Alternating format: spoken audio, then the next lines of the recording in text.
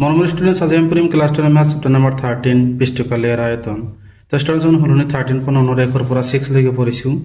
আজি আমি তোমালোকক 7 নম্বৰটো কৰি দিম। 7 নম্বৰ কোৱেশ্যনটোত কি কৈছে চাবা, এটা তম্বুৰ আকৃতি এটা বেলুনৰ ওপৰত এটা শংকুৰ মধুচেৰে আবৃত। যদি বেলুন অংশৰ উচ্চতা আৰু ব্যাস ক্ৰমে 2.1 মিটাৰ আৰু 4 মিটাৰ আৰু ওপৰ অংশৰ হেলনীয়া উচ্চতা 2.8 মিটাৰ, তেন্তে তম্বুটো সজাওঁতে ব্যৱহাৰ হোৱা ডাঠ কাপোৰৰ কালিটো উলিয়াব কৈছে। তাৰপিছত প্ৰতি বৰ্গ মিটাৰ ডাঠ কাপোৰৰ মূল্য 500 টকা হ'লে তম্বুটোৰ কাপোৰৰ খৰচ নিৰ্ণয় কৰা। মন কৰিবা যে তম্বুৰ ভূমি ডাঠ কাপোৰেৰে আবৃত নহয়। ভূমিটো কি ডাঠ কাপোৰেৰে আবৃত নহয়। চাবা এই কুৱেশ্যনটো তোমালোকক সমাধান কৰি দিম। আগত আমি পিকচাৰটো বুজি লওঁ চাবা। তো ষ্টুডেণ্টছ এইটো ধৰি লোৱা এটা তম্বু।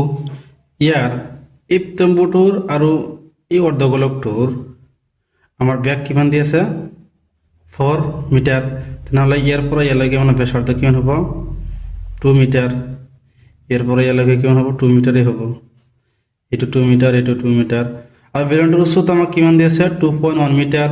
আৰু এই শংকুটোৰ হেলনীয়া উচ্চতাটো কিমান দি আছে 2.8 মিটাৰ। তো চাবা ষ্টুডেণ্টছ আমি কি কৰিম, শংকুৰ আমি বক্ৰপৃষ্ঠকালি উলিয়াম আৰু বেলুনৰ বক্ৰপৃষ্ঠকালি উলিয়াম। এই দুটা যোগ কৰি দিলে আমাৰ কি গোটেইখিনিৰ কালি ওলাই যাব। তো চাবা ষ্টুডেণ্টছ তোমালোকক সমাধান কৰি দিম। তো সলিউশ্যন লিখি দিবা গিভেন দ্যাট কি দিছে শংকুৰ ব্যাস আৰু বেলুনৰ ব্যাস আমি কি জানো সমান জানো। শংকুৰ ব্যাস ইজ ইকুয়াল টু বেলুনৰ ব্যাস ইজ ইকুয়াল টু কিমান জানো 4 মিটাৰ। তেনেহ'লে ব্যাসাৰ্ধ কিমান হ'ব, ব্যাসাৰ্ধ ইজ ইকুয়াল টু 4 মিটাৰৰ আধা হ'ব, মানে 4 divide by 2 metre is equal to 2 metre. তো ষ্টুডেণ্ট ব্যাসাৰ্ধ আমি কিমান পাইছোঁ 2 মিটাৰ। তেনেহ'লে লিখি দিবা যে এতে কি বেলুনৰ আমি উচ্চতা কিমান জানো, বেলুনৰ উচ্চতা মানে কি আমি এই জানো, এটা আমি কিমান জানো 2.1 মিটাৰ। তাৰপিছত আমাৰ হেলনীয়া শংকুৰ যিটো হেলনীয়া উচ্চতা আছে এটা আমি কি জানো এল, এইটো আমাক কিমান দি আছে 2.8 মিটাৰ। লিখি দিবা যে হেলনীয়া উচ্চতা এটা আমি কি জানো এল জানো, এটা আমাক কিমান দিয়েছে 2.8 মিটাৰ দি আছে।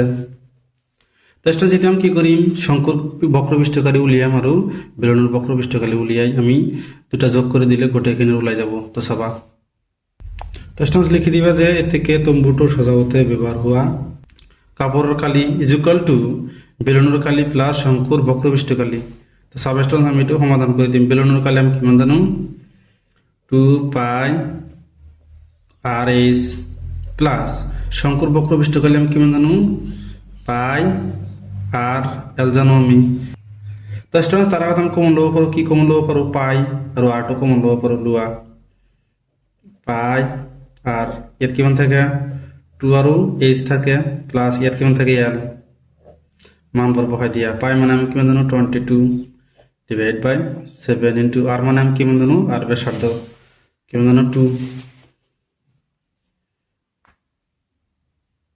2 জানো ইনটু 2 ইনটু H মানে আমি কিমান জানো 2.1 জানো আমি 2.1 প্লাস L মানে আমি কিমান জানো হেলনীয়া উচ্চতাটো 2.8 জানো আমি 2.8।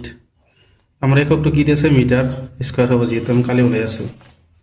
তো চাবা পূরণ করে দিম 22 ডিভাইড বাই 7 ইনটু 2 পূরণ করলে কিমান হ'ব 2 1 গুণ 2 2 2 গুণ 4 4 পয়েন্ট কিমান হ'ব 2 প্লাস 2.8 মিটার স্কোয়ার। তো এই দুটো যোগ করে দিয়া, তারপর আমি এই দুটো পূরণ করে দিম 4 ডিভাইড বাই 7 যোগ করলে কিমান হ'ব 10 6 7 হ'ব।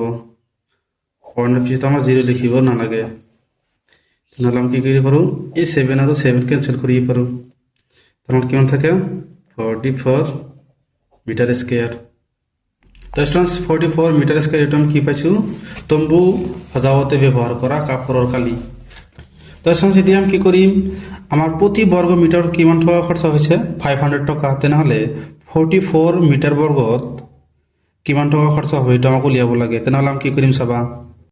তো তো ষ্টুডেণ্টছ প্ৰতি বৰ্গ মিটাৰত খৰচ কিমান 500 টকা তেনেহ'লে 44 বৰ্গ মিটাৰত কিমান টকা খৰচ হ'ব এইটো আমাক কি উলিয়াব লাগে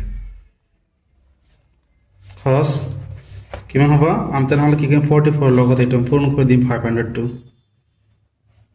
ইনটু 44 টকা পূৰণ কৰি দিয়া শূন্যৰ লগত 4 পূৰণ কৰিলে কিমান হ'ব শূন্য শূন্যৰ লগত 4 পূৰণ কৰিলে কিমান হ'ব শূন্য তাৰপিছত 5 এৰ লগত 4 পূৰণ কৰিলে কিমান হ'ব 20 হাতত থাকে 2 আকৌ 4 লগত 5 পূৰণ কৰিলে কিমান হ'ব 20 আৰু হাতত কিমান আছে 2 তেনেহ'লে কিমান হ'ব 22 তেনেহ'লে আমি কিমান পাইছোঁ 2200 টকা এইটো আমাৰ কি হ'ব উত্তৰ তো ষ্টুডেণ্টছ ইয়ালৈকে কৰিবলগীয়া আছিল ষ্টুডেণ্টছ ভিডিঅ'টো ভাল লাগিলে চেনেলটো ছাবস্ক্ৰাইব কৰি দিবা থেংক ইউ ষ্টুডেণ্টছ